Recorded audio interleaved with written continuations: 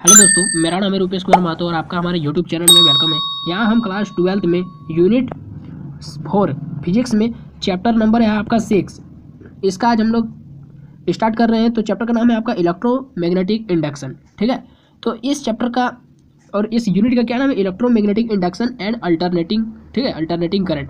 ठीक है, तो इस यूनिट में हम लोग आज सबसे पहले हम लोग समझेंगे कि मैग्नेटिक फ्लक्स क्या होता है, और इसी वीडियो में आज हम लोग कवर करेंगे कि मैग्नेटिक इलेक्ट्रोमैग्नेटिक इंडक्शन यानी ईएमआई क्या होता है। ठीक है, इन दोनों टॉपिक को हम लोग आज क्रिस्टल क्लियर करने वाले, तो आप वीडियो में कंटिन्यू बने रहिए। तो सबसे पहले हम लोग देखते हैं मैग्नेटिक फ्लक्स क्या होता है। तो जैसा कि आप लोग चैप्टर 1 में शायद पढ़े होंगे इलेक्ट्रिक फ्लक्स क्या होता है। तो इलेक्ट्रिक फ्लक्स में आपने क्या पढ़ा था, आप रिवाइज कीजिए थोड़ा सा। तो इलेक्ट्रिक फ्लक्स में आपने पढ़ा होगा कि when total number of electric field lines passes through any close surface normally is known as electric flux. तब आपने क्या पढ़ा था कि किसी क्लोज सरफेस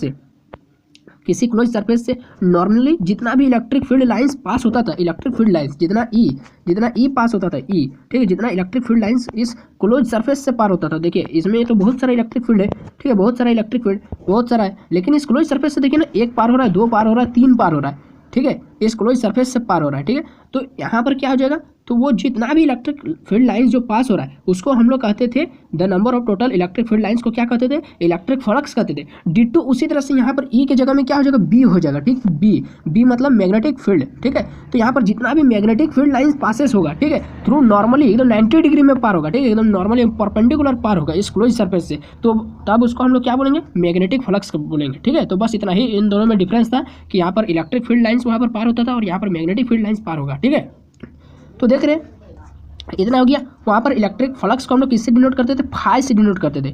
ठीक है, और यहाँ पर हम लोग इलेक्ट्रिक फ्लक्स को भी फाई से डिनोट, यहाँ पर मैग्नेटिक फ्लक्स को भी हम लोग फाई से ही डिनोट करेंगे, लेकिन अंतर थोड़ा सा अलग दिखाने के लिए हम लोग यहाँ पर क्या लिख देंगे, बी लिख देंगे। मतलब हम लोग किसका बात कर रहे हैं, मैग्नेटिक फ्लक्स का बात कर रहे हैं। ठीक है, तो यहाँ से इट इज़ रिप्रेजेंटेड बाय क्या हो गया, 5b हो गया। ठीक है, उसके बाद हम लोग देख रहे हैं इसका यूनिट वगैरह क्या। तो मैग्नेटिक फ्लक्स को फाई बराबर, जिस तरह हम लोग इलेक्ट्रिक फ्लक्स को ई फाई बराबर हम लोग क्या लिखते थे, हम लोग यहाँ पर ई लिख देते, इलेक्ट्रिक फ्लक्स फाई बराबर क्या लिखते थे, हम लोग लिखते थे ई डॉट एस लिखते थे ना, ई डॉट एस। उसी तरह से एस के जगह में आप यहाँ पर एस क्या था, सरफेस एरिया था, तो सरफेस एरिया में आप ए भी दे सकते हैं, क्योंकि यहाँ पर फाई बराबर यहाँ पर बी ए, तो यहाँ पर ई मतलब इलेक्ट्रिक फील्ड था, तो यहाँ पर बी मतलब मैग्नेटिक फील्ड हो जाएगा। ठीक है, बस दोनों में इतना ही डिफरेंस था। तो फाई बराबर क्या हो जाएगा, डॉट प्रोडक्ट है। डॉट प्रोडक्ट का मतलब क्या होता है, जब क्रॉस प्रोडक्ट होता है, जब बी क्रॉस ए होता है, ठीक है, तब क्या होता था, तब होता था आपका क्रॉस प्रोडक्ट में बी ए साइन थीटा होता था ना, याद कीजिए क्लास 11 में आपने पढ़ा था, बी ए साइन थीटा होता था। और डॉट प्रोडक्ट में क्या होता था, बी डॉट ए बराबर होता था आपका, इस तरह से वेक्टर दे दीजिए। ठीक है, तो डॉट प्रोडक्ट में क्या होता था, बी ए कॉस थीटा। ठीक है, बी ए कॉस थीटा, बस दोनों में इतना ही डिफरेंस था। तो यहाँ पर बोलिए डॉट प्रोडक्ट लगाया, तो यहाँ पर क्या होगा, साइन थीटा ना होगा ना कॉस थीटा होगा। जी हाँ, यहाँ पर कॉस थीटा होगा, फाई बराबर क्या हो जाएगा, बी ए कॉस थीटा। ठीक है, समझ में आ गया। अब इसका हम लोग यूनिट देख लेते हैं। तो देखिए यहाँ पर ऊपर में क्या लिखा है, बी मतलब मैग्नेटिक फील्ड, और मैग्नेटिक फील्ड का यूनिट क्या होता है, टेस्ला होता है, आपने पढ़ा है। और ए मतलब एरिया का क्या होता है यूनिट, मीटर स्क्वायर होता है। ठीक है, तो यहाँ पर इसका यूनिट क्या हो गया, टेस्ला मीटर स्क्वायर। ठीक है, इसी का दूसरा नाम क्या है, इसी का दूसरा नाम है वेबर, WEBER। ठीक है, वेबर। अब देखिए यहाँ पर एक और यूनिट आप इस तरह से तोड़कर निकाल सकते हैं कि मैग्नेटिक फील्ड बराबर क्या होता है, आपने पढ़ा था इलेक्ट्रिक फील्ड बराबर होता है फोर्स पर यूनिट चार्ज, पढ़ा था ना।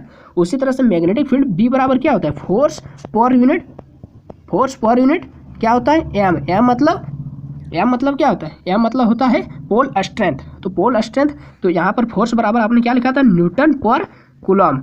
उसी तरह से यहाँ पर फोर्स का हो जाएगा न्यूटन पर एम्पियर मीटर, क्योंकि मैग्नेटिक मोमेंट का ऐसा यूनिट क्या होता है, एम्पियर मीटर। मैंने आपको पढ़ाया है, बताया है कि मैग्नेटिक मोमेंट का मैग्नेटिक आपका जो एम होता है, ठीक है, ये होता है एम्पियर मीटर होता है पोल स्ट्रेंथ। ठीक है, एम मतलब क्या है, पोल स्ट्रेंथ। ठीक है, जिस तरह वहाँ पर चार्ज होता था उसी तरह यहाँ पर क्या हो जाएगा, पोल स्ट्रेंथ। मैग्नेट था, एक मैग्नेट था, तो मैग्नेट का ये एन पोल था, ये एस पोल था, तो इसका ये जो एन पोल और एस पोल है, इसको हम लोग क्या बोलते थे, इसका हम लोग बोलते थे, हम लोग पोल स्ट्रेंथ कहते हैं। ठीक है, पोल स्ट्रेंथ। तो पोल स्ट्रेंथ का क्या हो जाएगा यूनिट, पोल स्ट्रेंथ का हो जाएगा एम्पियर मीटर। ठीक है, तो इस तरह से न्यूटन पर एम्पियर मीटर हो गया।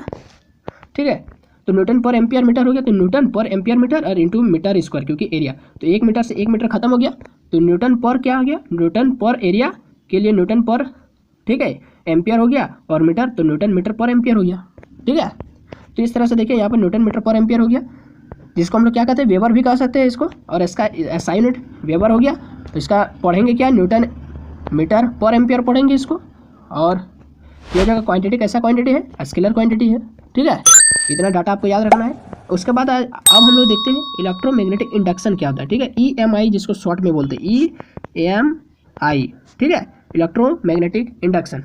तो इसमें क्या होता है, देखिए एक कॉइल होता है, एक कॉइल, जैसे पहले मैं पढ़ के समझाता था, when magnetic flux linked with a coil is changes, then an EMF is induced in the coil.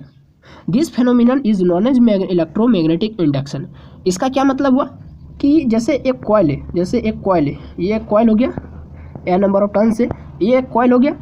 तो इस कॉइल में जब हम लोग मैग्नेटिक फ्लक्स पे चेंज करवाएंगे, यानी जब देख लेते जैसे एक बार मैग्नेट यहाँ पर रख दिया, ठीक है, एक मैग्नेट रख दिया, ठीक है, एक मैग्नेट रख दिया, एक मैग्नेट क्या रख दिया, and south pole north pole, ठीक है, साउथ पोल नॉर्थ पोल, या फिर सबसे ये हो गया। तो यहाँ पर देखिए इलेक्ट्रिक फील्ड कहाँ से, सॉरी मैग्नेटिक फील्ड कहाँ से निकलेगा, N पोल से लेकर S पोल तक, N से S, N से S, ठीक है, N से S। तो इस तरह से देखिए बहुत सारा इधर से आएगा, ठीक है, इस तरह से देखिए बहुत सारा आएगा, बहुत सारा आएगा, बहुत सारा आएगा, बहुत सारा आएगा, बहुत सारा आएगा, बहुत सारा आएगा, इधर से भी बहुत सारा जाएगा, बहुत सारा जाएगा, बहुत सारा जाएगा, बहुत सारा जाएगा।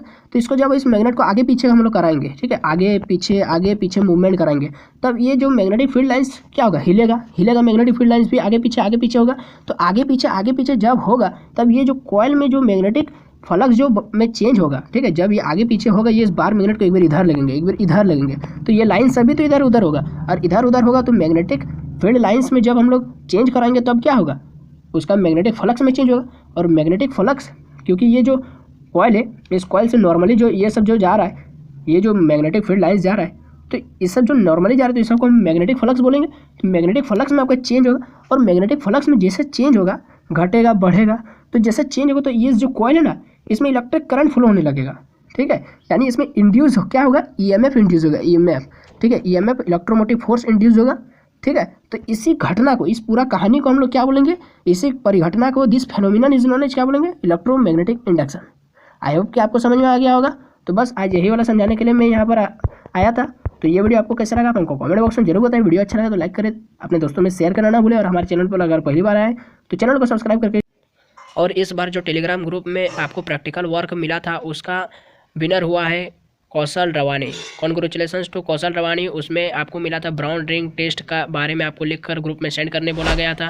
तो आप भी इस तरह का कार्य में आप लोग भी अपना योगदान दे सकते हैं। तो बस अभी के लिए इतना ही। जय हिंद, वंदे मातरम।